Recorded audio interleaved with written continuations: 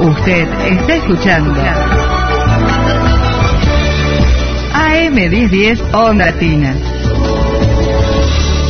Asignatura de la Autoridad Pública para el día 22 de noviembre a las 14 horas. El de nivel 8 del distrito número 1 que en participar deben inscribirse entre el 24 de octubre y el 17 de noviembre. Si lo hacen personalmente, deben dirigirse a Perú 160, segundo piso, oficina 231, de lunes a viernes, 10 a 18 horas.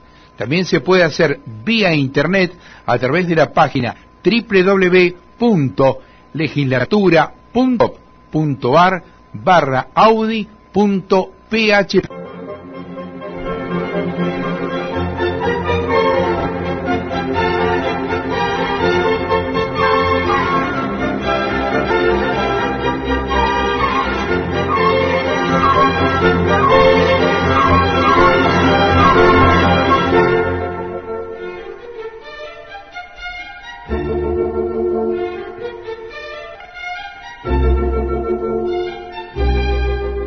Buenas noches, aquí estamos nuevamente con nuestro programa Una Mirada en el Tiempo, jueves de 20 a 21 en Radio 1010, Onda Latina.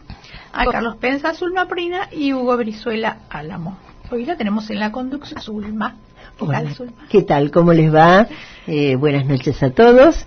Y sí, aquí estamos hoy con una maravillosa entrevista. Ya lo creo. Un tema muy interesante y con una personalidad. Claro que después vamos a mencionar. Bueno, se trata de Olga Fernández Latour de Botas. Bienvenida. Muchas gracias. Hola. Para mí es un gusto estar y lo que realmente priva acá es la amistad, que creo Muchas que gracias es lo por mejor estar. que pasarnos, ¿no? Claro que sí. Bueno, les decimos a nuestros oyentes que ella es escritora, docente, investigadora especializada en los campos como el folclore, la historia y la filología. Doctora en la Facultad de Filosofía, Historia y Letras de la Universidad de El Salvador. Fue técnica del Nacional de Filología y Folclore, dependiente de la Academia Argentina de Letras, y por concurso investigadora a cargo de la sección Literatura del Instituto Nacional de Investigaciones Folclóricas y del Instituto Nacional de Antropología. Es directora del Centro de Estudios Folclóricos, Dr. Augusto Cortázar, de la Universidad Católica Argentina y de la Cátedra Extracurricular de Teología Cultural Irina. Profesor Bruno Jacobella, de la Facultad de Filosofía, Historia y Letras de la Universidad de El Salvador. Es autora de trabajos publicados entre libros, fascículos y artículos. Es de número de la Academia Nacional de la Historia y de la Academia Argentina, así como también de la Academia Argentina de Disciplinarios. Directora del Departamento de Folclore y de la Comisión del Mercosur del CARI. Muy bien, ¿no? Bueno, Lo sí, dejamos ahí porque mejor porque en muchos años algunas cosas hay que haber hecho, no hay escapatoria, ¿no? No, en muchos años es que sos una especialista, que sos una magnífica investigadora, con una trayectoria muy importante. Y gracias a Dios, muy importante. En fin. Y te reclaman de todas partes, del y del exterior. Y Zulma, vos que sos una escritora también de mucho mérito, ¿no es cierto? Sí. Y que sos presidenta de la Academia de Literatura Infantil y Juvenil, que es tan importante, Sí. es algo que es honroso estar allí. Yo te agradezco que me hayas invitado y no voy a decir yo cuál es el motivo de la entrevista, bueno, claro. pero es un motivo que nos emociona. ¿No? Sí. Bueno, Marta, podés un poquito sobre el tema específico se que va viene a a tratar. a Bruno C. Jacobella, ¿no? El profesor que nació el 21 de noviembre de 1910, donde comenzó a incursionar en el folclore y el periodismo en el clima cultural de la llamada generación. Murió el 11 de septiembre de 1996. Escritor y estudioso polifacético, abarcó varias ramas del conocimiento científico relacionadas con teoría de la cultura, ciencias antropológicas, filosofía de la historia, análisis sociológico, literatura, investigación folclórica y musicológica, periodismo de ideas, conocedor de varios idiomas, latín, griego, inglés, francés, italiano. Fue traductor, entre otros libros, de Las llaves del reino, de Cronin. En su extensa trayectoria se desempeñó como secretario del Instituto Nacional de la Tradición, actualmente Instituto Nacional de Antropología, director general del Teatro Colón, director del Instituto Nacional de Musicología. Fue profesor titular de la Cátedra de Antropología Social en el Instituto de Ciencias de la Universidad de El Salvador y de las cátedras de Etnomusicología y Folclore de la Facultad de Artes y Ciencias Música de la Universidad Católica. Otra trayectoria maravillosa. Y bueno, y Olga nos va a comentar sobre este doctor. Es una muy buena síntesis, Martita Laclidó, realmente muy buena, porque aunque la personalidad del profesor Cayetano Jacobella es tan compleja, allí están datos para seguir adelante y profundizando en ella. Claro. ¿No? Yo puedo decir que conocí al profesor Jacobella en la Escuela Nacional de Danzas, cuando ingresé en el año 1950, y mi idea era no tanto estudiar danzas, sino lo que mi padre me había dicho precisamente, que en esa escuela había algunos grandes teóricos de la cultura argentina fundamental. Claro. Y esos dos grandes eran Bruno Cayetano Jacobella y Augusto Raúl Cortázar. Los dos fueron mis maestros, pero el primer maestro fue Bruno Jacobella. Desde el principio, del día en que lo oímos hablar, nos mostró que había mucho más de profundidad que lo que uno podía pensar, no solamente en la voz folclore, que ya de por sí planteaba grandes enigmas, grandes historias con trascendencia universal, sino además en el total, eso que siempre él remarcó, esa dicotomía entre tradición e innovación, claro, que era lo que daba movimiento a la cultura en general. Y eso aparece en las estratificaciones, aparece en el pensamiento de distintos grupos, de distintas edades y generaciones. Bueno, cuando nosotros lo oímos hablar, hablo de nuestro grupo, clase, de nuestra cohorte, que era muy heterogénea en ese entonces, por mi parte, y sé de otros compañeros, nos quedamos enamorados de lo que él decía. Yo fui a la biblioteca de papá, claro, era muy chica, yo no tenía 16 años recién cumplidos, y le pedí que me diera biografía sobre cultura, porque el señor Jacobella había hablado sobre cultura. Claro. Y papá me dio notas para la definición de la cultura. De ese día hasta la semana siguiente en que lo tuve nuevamente al profesor Jacobella, me tragué el libro de Eliot, que no es un libro fácil para los 16 años. Y fui muy envalentonada. Y Jacobella se impresionó por interesado eso, porque la mayor parte de la gente iba a estudiar danza. Entonces, tanto para profundizar en eso. Y él me dijo, usted va a ser mi ahí. Bueno, creo que sí, ¿no? Porque lo ha seguido en su trayectoria permanentemente. Claro. Así que sí. Ese era el comienzo. Digamos que para que se pueda comentar un poquito el tema de cultura, lo trataba. Bueno, a mí me gustaría, si me permiten, un poquito más, porque aunque estuvo muy bien esa síntesis, podría agregar algo sobre la personalidad así en general. Sí, agregar muchas cosas para que se lo conozca. Claro. Estamos acá porque el 11 de septiembre pasado se han cumplido 20 años del fallecimiento del señor Jacobella. Como él había nacido en 1910 y falleció en 1996. Claro, por eso también, además que me era para hablar sobre él, así para rescatar que realmente no están muy difundidas. Sí, porque las cátedras, incluso la cátedra universitaria, rara vez se ha especializado en este sector de la cultura y en estas tensiones a las que hice referencia yo, con la esencia de la obra del señor Jacobella. Claro, pero han dejado mucha obra. Mucha obra. Claro. Él había nacido en San Miguel de Tucumán, ¿no? El de noviembre del 10. Y bueno, en realidad su infancia y su adolescencia allí, cursó sus estudios primarios y se inició allí en las actividades intelectuales, ¿no? Lo añadían, como se dijo, toda la vida. Era un hombre religioso, por oración y por espíritu. Eso es muy importante. Era vicentino. Era un hombre vivía haciendo limosna en el sentido de hacer ayuda, con el sentido realmente más evangélico que se pueda pedir, con el sentido de mayor bondad más allá de cualquier, ¿no?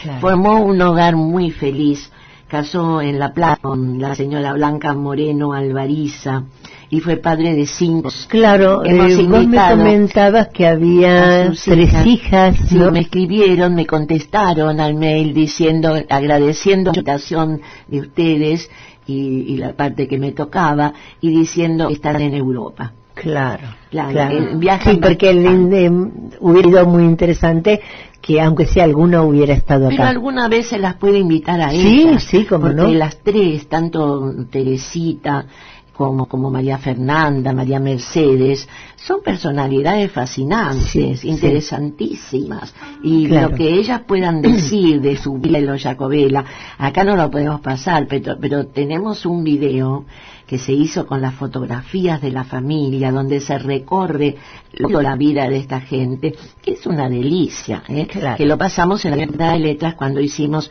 homenaje a los centenarios de Jacobella y de Cortázar, porque el doctor Cortázar, salteño, había nacido también en el año 10.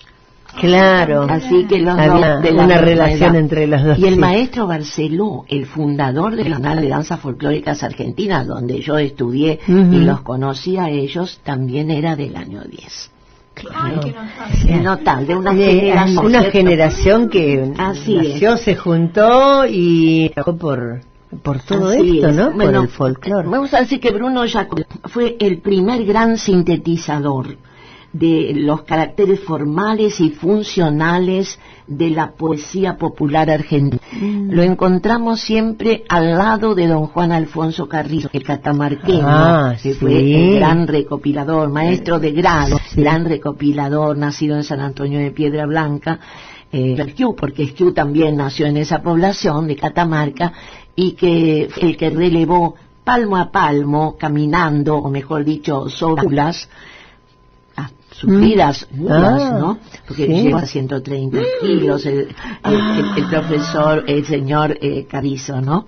No así Jacobella, que era muy delgado. Muy flaquito. Pero es cierto, el gran sistematizador de todo ese que recogió Carrizo. Y además, como era músico, él agregaba, sin que en los cancioneros haya un aspecto musical en todo, pero sí, por ejemplo, en la parte de los villancicos, de las nanas y coplas de cuna, ahí se ve cuando hay algunas líricas de lo musical, eso es trabajo agregado por el señor Jacobella. Claro, es muy interesante todo esto, porque en realidad hablo de la difusión, de la posibilidad de la difusión, porque esto tendría en las escuelas para los niños, que las maestras puedan conocer este material, que a veces no encuentran ni buena cosa.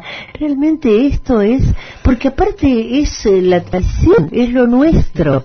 Entonces yo pienso que... Bueno, nosotros queridos tratando de hacer eso. Claro. Yo desde el Centro de Estudios Folclóricos de la UNA, con mi grupo de investigadores, que a veces tenemos el honor de tener personas Zulma, que nos acompañan, que hablan de sus propios, los vertientes especiales en las que trabaja desde la creación.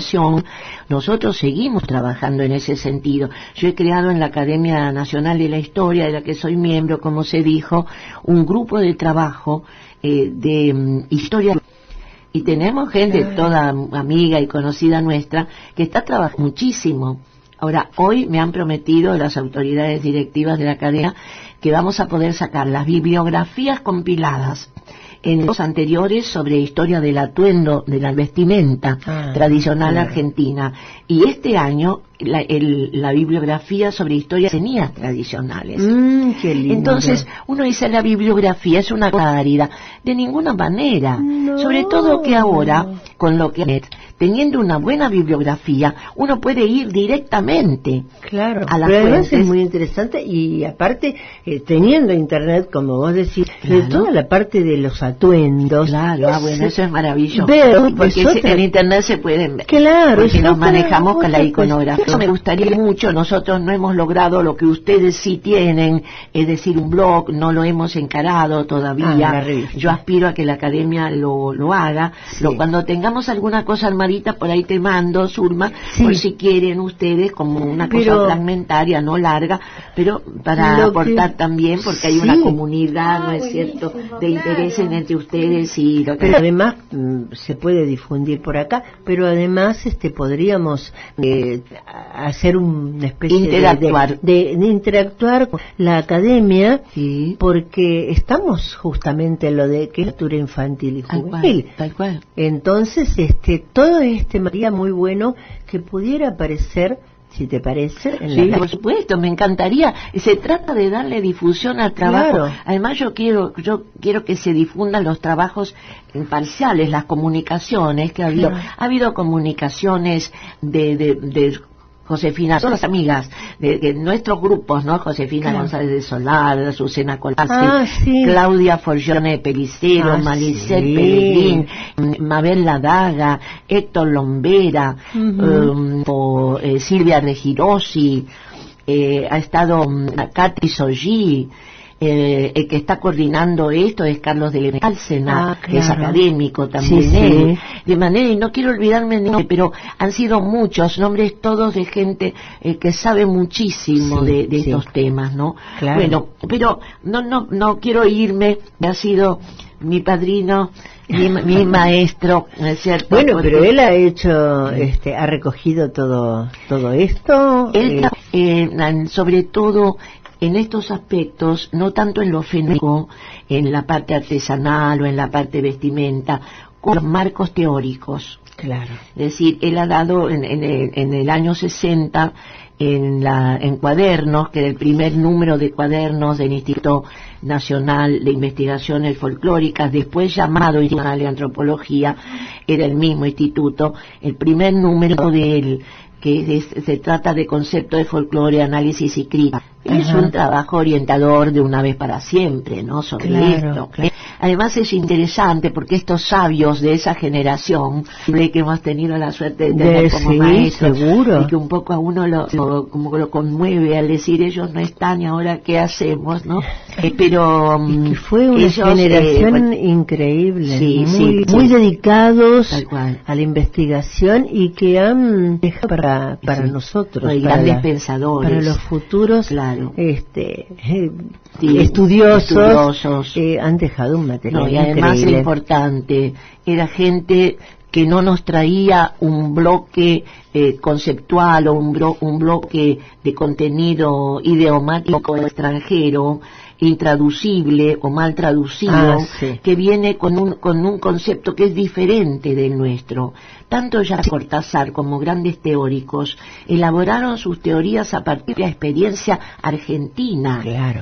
Y yo pude comprobar en el 60, cuando se hizo el primer Congreso Internacional de Folclore en Buenos Aires, del 5 al 10 de diciembre de 1960, en homenaje al sesquicentenario de la Revolución de Claro. Mayo, en que, bueno, el presidente era el doctor Cortázar, el secretario general era el profesor Félix Colucho, y la secretaria auxiliar, pese a mis pocos años, como me decía el profesor Colucho, Olguita es mi rueda de auxilio. Y efectivamente, porque uno a los 20 y pocos está dispuesto a todo y sin ataduras de ninguna clase, ¿cierto? Al contrario, y los que fuimos alumnos de estos maestros comprobamos que no los queríamos, no los admirábamos porque eran lo único que vimos, sino que todos los folcloristas del mundo rindieron homenaje a ellos, sus por teorías. supuesto. adoptaron sus teorías, los enfoques y las taxonomías elaborados por el doctor Costa. Es decir, lo mismo lo de Vega. Hay gente que dejó las bases, ¿sí? Pero no con palabrejas sueltas traídas, que yo a veces me mortifica porque los alumnos vienen y dígame, doctora, ¿qué significa esto? Porque yo lo leo que está en tal texto. Significa algo muy sencillo, lo que la traducción indica, pero ustedes ven el concepto que eso trae a pareja. Es lo que nosotros estamos estudiando a través de lo que vemos en Praxis, que corresponde al verdadero folclore, o esta cosa. ¿Estamos hablando del cowboy o estamos hablando de Buffalo Bill? ¿Estamos hablando del gaucho o hablando de Juan Moreira? Eso es lo importante. Es lo verdadero, lo auténtico. La creación voluntarista. La creación voluntarista que va al circo criollo o a los rodeos que son equivalentes en Estados Unidos. Entonces hay que tener un poco de cuidado con la terminológica, porque especialmente a los jóvenes los y hay que decir, los grandes sabios... Confusión a veces no es casual. No, claro. Bueno, los sabios no hablaban con palabras difíciles o intraducibles, sino al contrario. Juan Alfonso Carrizo, que fue un sabio, siempre un maestro, recibido en la Escuela Normal de Catamarca, donde en primer trabajo de un profesor de historia lo llevó a estudiar los cantares desde el punto de la letra, porque él no podía recoger otra cosa, pero él sabía allí de lo que significaba eso. Era el rescate del siglo de oro español. Y él, como él era un creyente y un divulgador de la fe, él veía que había un trasfondo evangélico en todo eso, y entonces él, en vez de eso, tuvo algunos prejuicios. Tuvo un prejuicio respecto de la gauchesca. Porque él, veía la gauchesca como algo que no era lo auténtico, como no era la simulación de la tradición. Eso no quiere decir que no sea una maravilla. Pero Y también Carrizo, yo el otro día he mandado a una comisión que hay de homenaje ahora a Hernández, ¿no es cierto?, que se va a reunir en el 21. Día 21, en que participa tu academia. He mandado un trabajo de Carrizo sobre el Martín Fierro y sobre es un trabajo lleno de elogios. Él no es que subestime eso, sino que dice claramente que es otra cosa, porque se estaba confundiendo la gauchesca con la tradición. El mismo año en que él empieza a decir eso, el año 26, lo trae Borges desde otro punto de vista en nosotros. Así que miren cómo salen a relucir por los puntos más diversos. Por un lado y por el otro tienen las coincidencias ideológicas, ¿no? Coincidencias fenoménicas, porque los dos eran bastante disímiles, Carrizo y Borges, en lo ideológico, pero no en lo fenoménico. Buscaban la verdad los dos.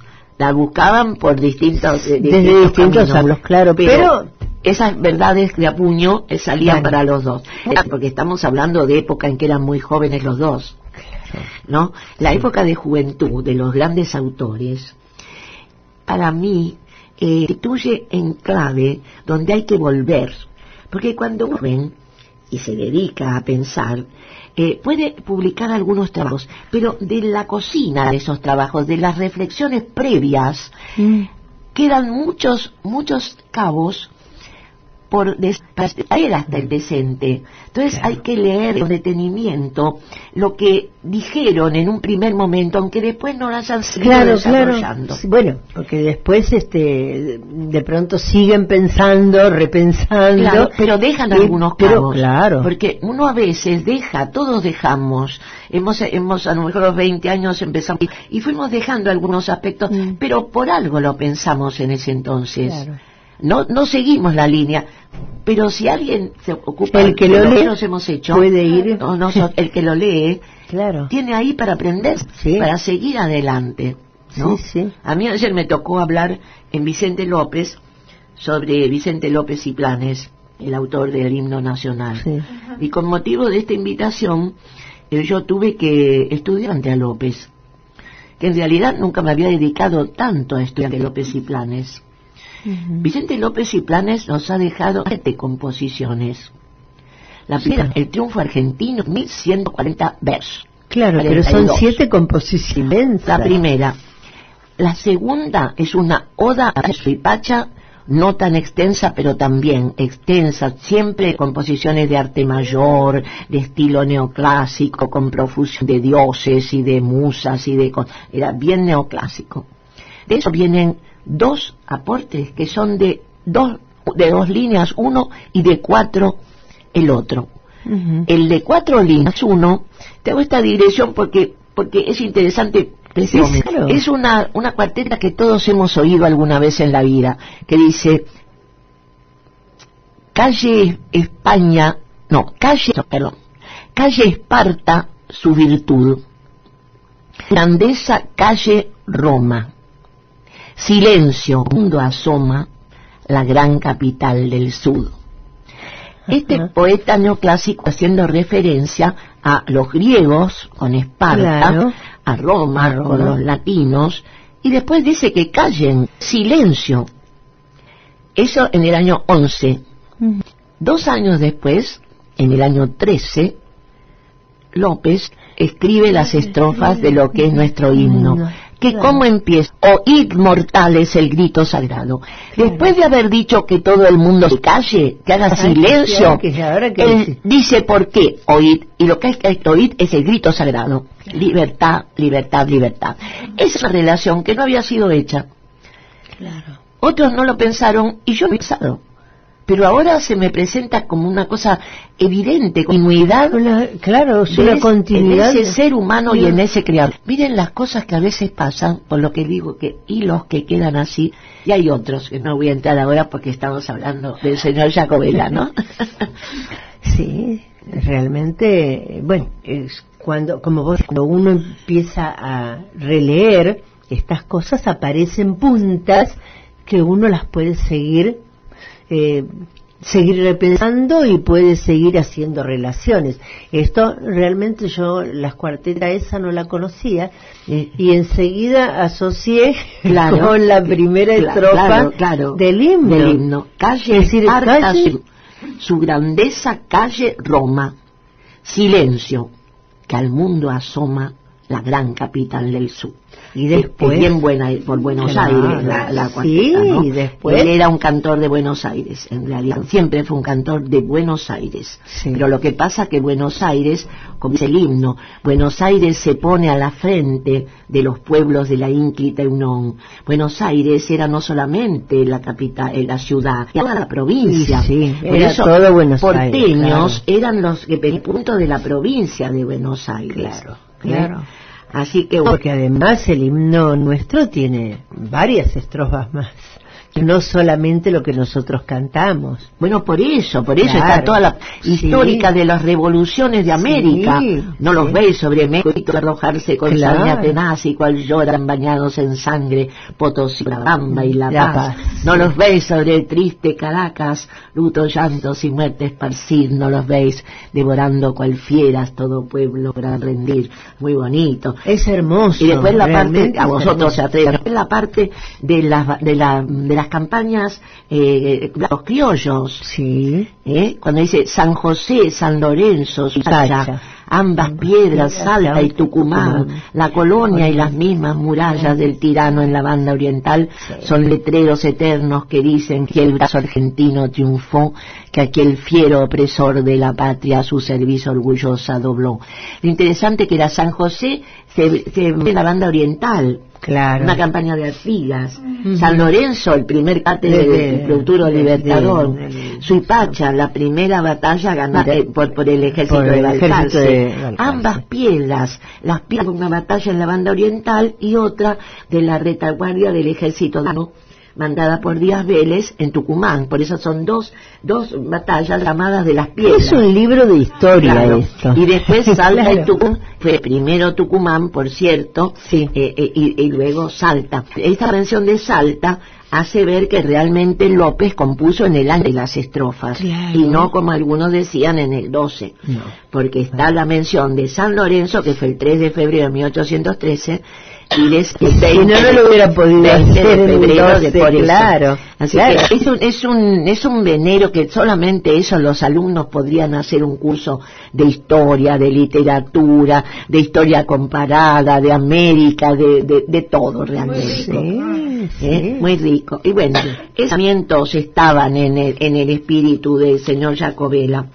Yo quería decir que en 1939 Jacobella publicó en colaboración con Rafael Gijena Sánchez, a quien ustedes seguramente en la academia tratan mucho, el libro titulado Las supersticiones, contribución a la metodología de la investigación folclórica.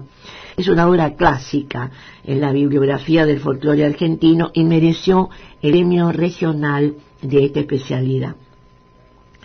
Bueno, por esos mismos años son sus dos primeros libros de relato, porque él era un finísimo escritor de ficción. Sí.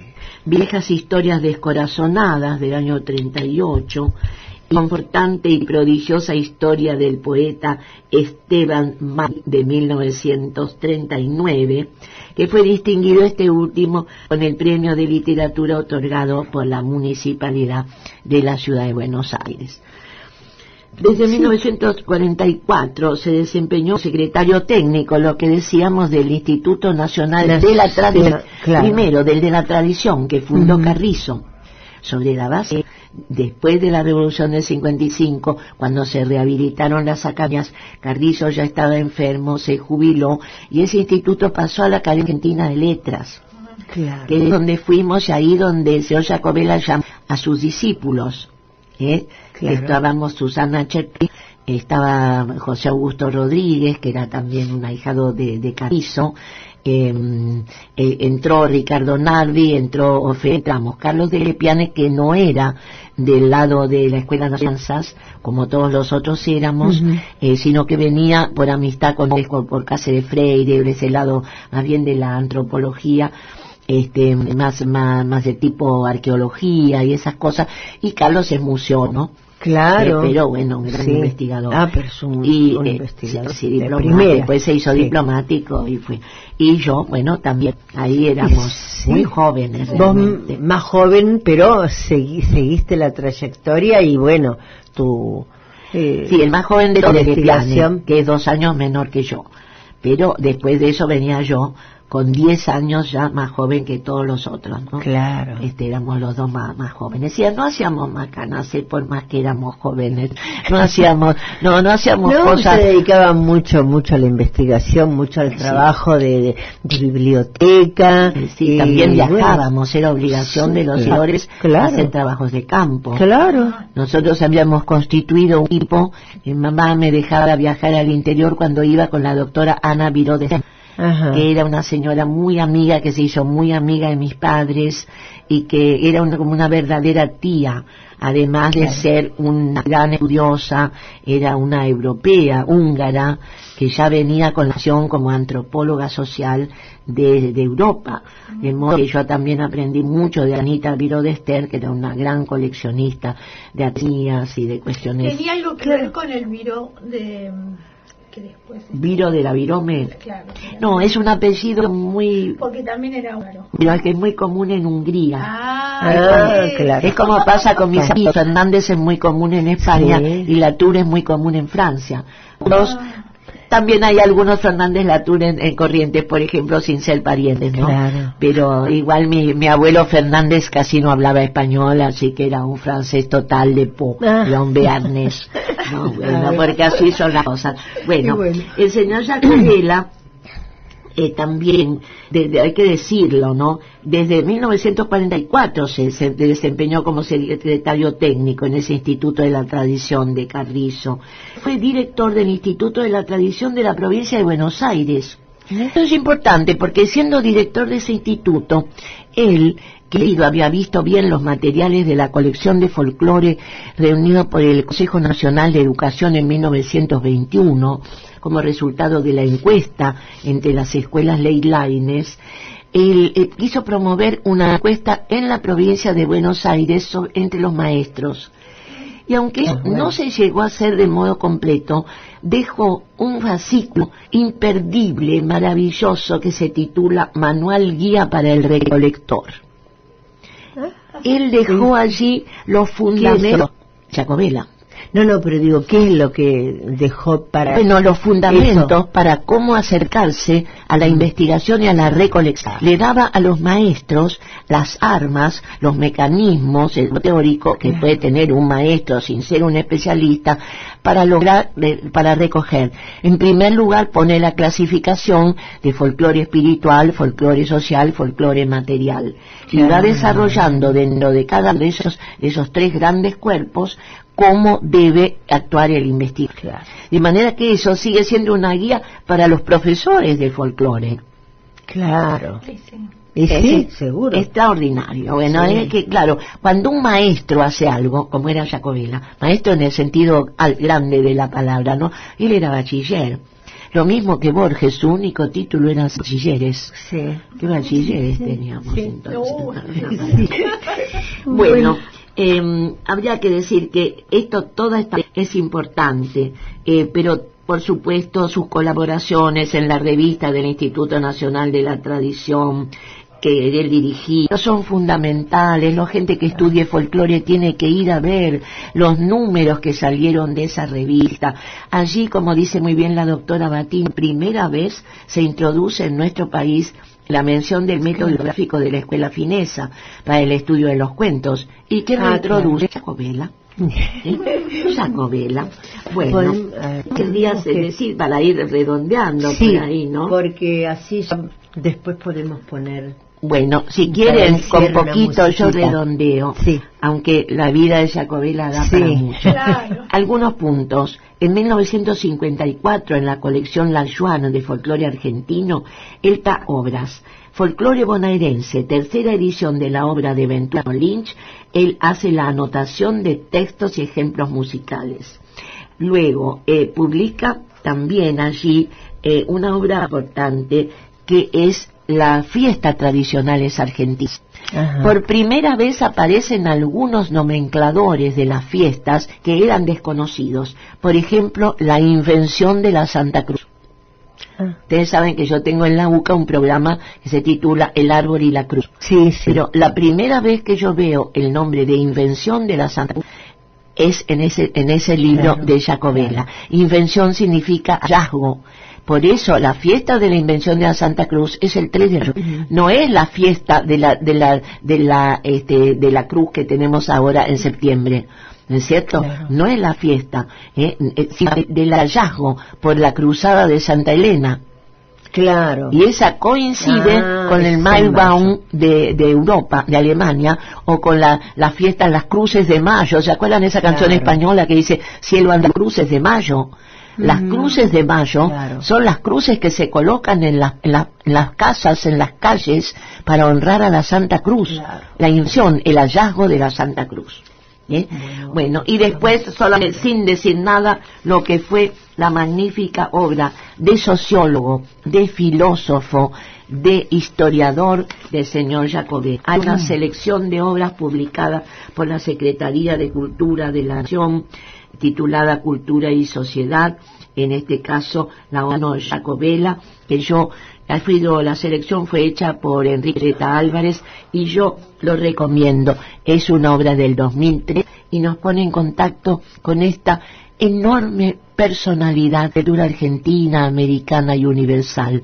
Además, una familia, un gran maestro, un gran padre, el profesor Bruno Cayetano Jacobela. Bueno, hoy la verdad que hemos aprendido un montón de cosas, porque yo lo conocía, pero no con esta profundidad, ¿no? Claro. Bueno, Olga, realmente te agradezco muchísimo la presencia y todo esto, que realmente para nosotros un bagaje. Yo soy la agradecida. Impresionante. Este era él, Así con que... toda su bonomía, con toda su gentileza, era capaz de perdonar cualquier cosa, de disimular. Si había algo malo, él no lo veía, salvo que tuviera que corregir con una bondad, era un maestro. Era un maestro, un gran maestro. Era lo único que pienso, que Dios lo bendiga y que rece por nosotros, porque ha sido una chica. Bueno, gracias, muchísimas gracias, un placer, y ya te vamos a volver a llamar. Gracias, muy agradecida. Para seguir hablando, agradecida por este contacto. No, yo pienso que yo les puedo mandar a algunas personas que conoces, para ampliar todos estos programas. Y muchas gracias a todos los que hacen este programa. Bueno, entonces nosotros mientras tanto, mientras la despedimos a Olga Fernández, la Tour de Botas, les recordamos a nuestros oyentes. Vamos a nosotros vamos a escuchar música mientras. Los Chalchaleros vamos a escuchar. Luna Tucumana. Ya que estamos con Tucumán, para homenajear al profesor Jacobela. Vamos a escuchar Luna Tucumana, que es de Atahualpa Yupanqui, ¿no?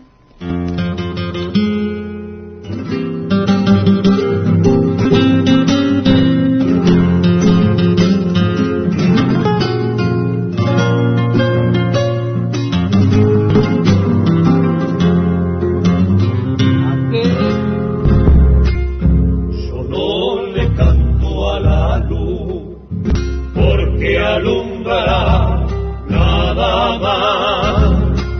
Le canto porque ella sabe de mi largo camino. Le canto porque ella sabe de mi largo camino. Ay, lunita Tucumán, tamborcito carchaquí, compañera de los graus en la sed del Tajo. Compañera de los graus en la sed del Tajo. Perdido en la cerrazón, quién sabe, vidita, por dónde andaré. Cuando salga la luz, cantaré, cantaré a mi Tucumán querido. Cantaré, cantaré, cantaré.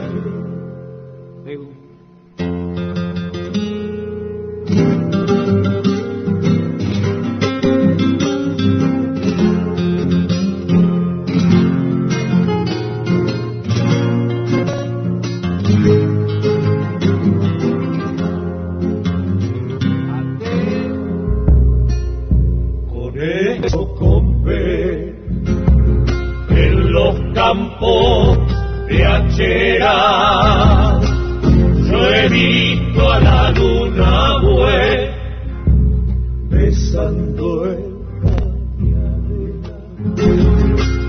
Yo he visto a la luna buena besando el cañadera.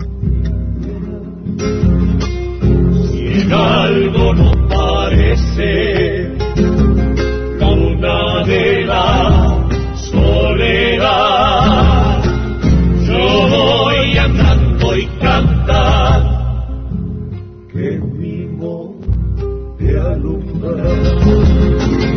Yo voy y cantar que mi monte alumbra.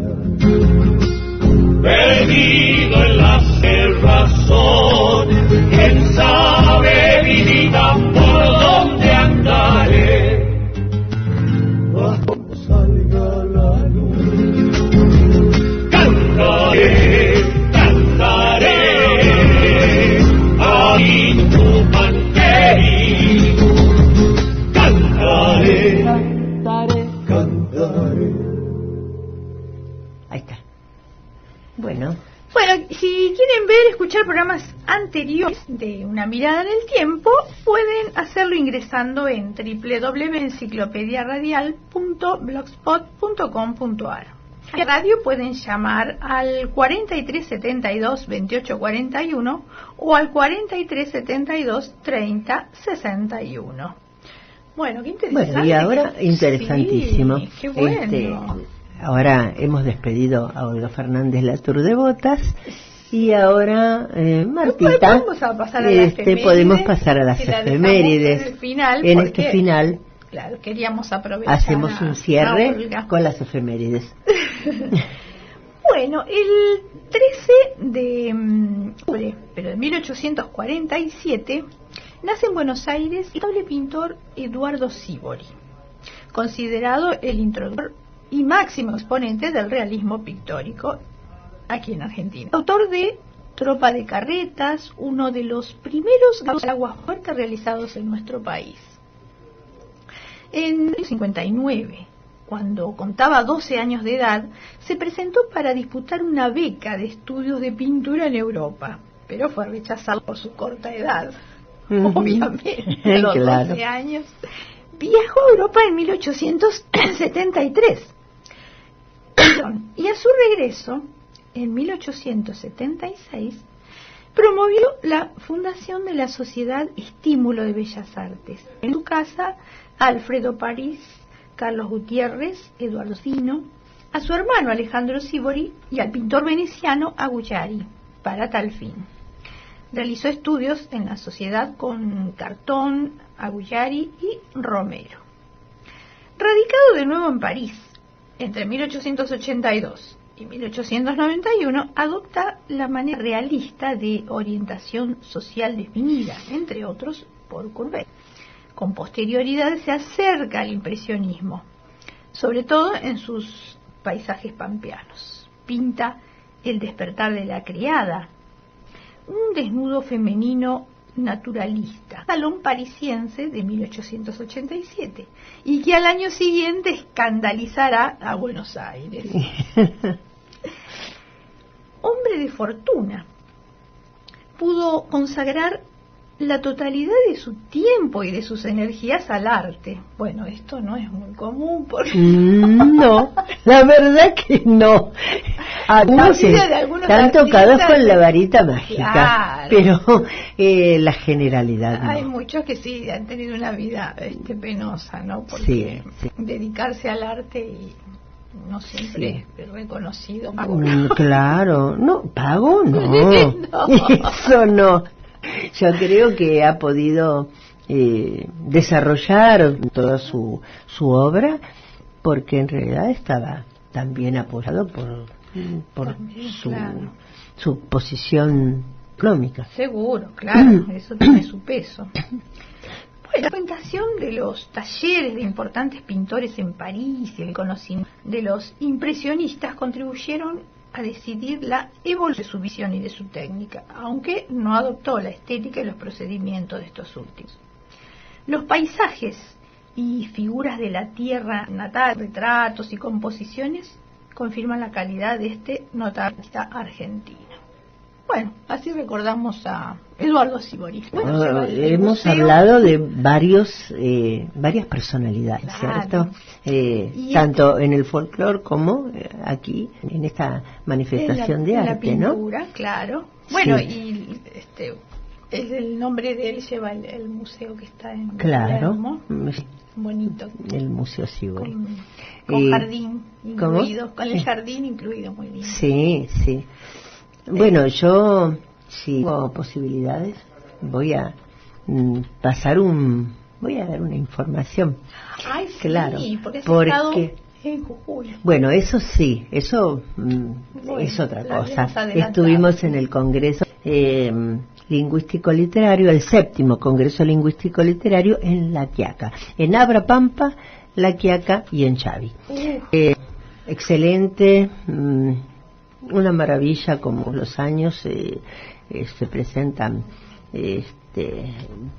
no solo personalidades, no solo las ponencias, sino el trabajo de los docentes y de los de los alumnos, ¿no? Que ya desde los adolescentes, los jóvenes, los vemos que están muy interesados, muy metidos en lo que es toda la literatura, toda la parte de lengua.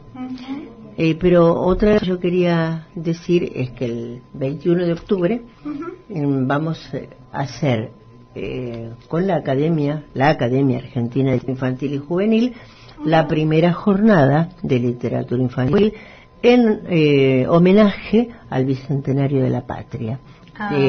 Está auspiciada por Educación y tenemos otros auspicios, pero bueno, mencionar que es el auspicio, digamos, primero, ¿no?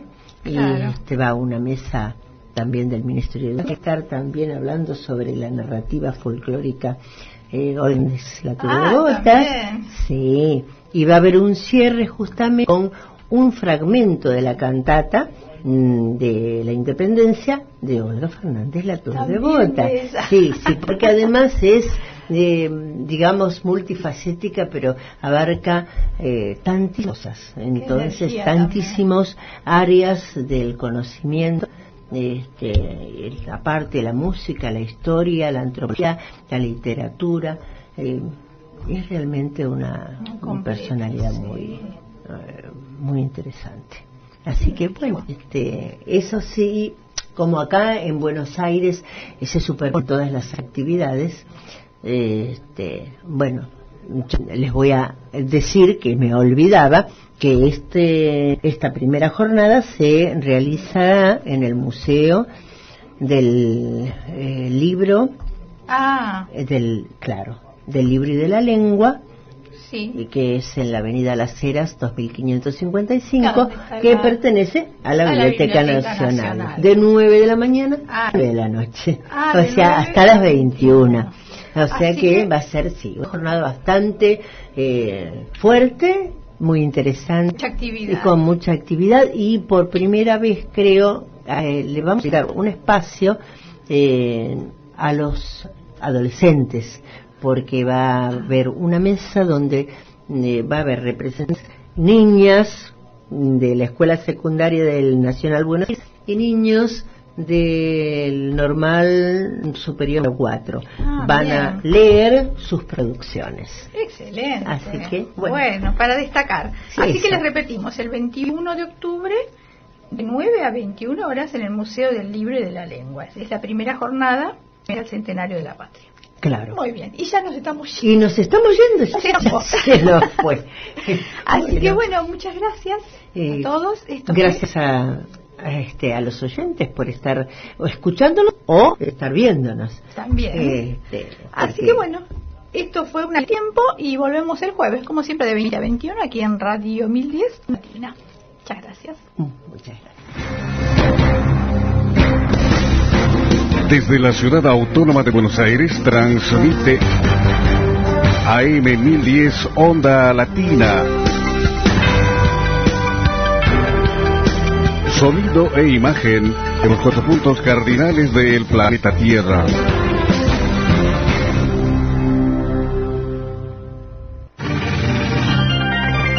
Espacio publicitario.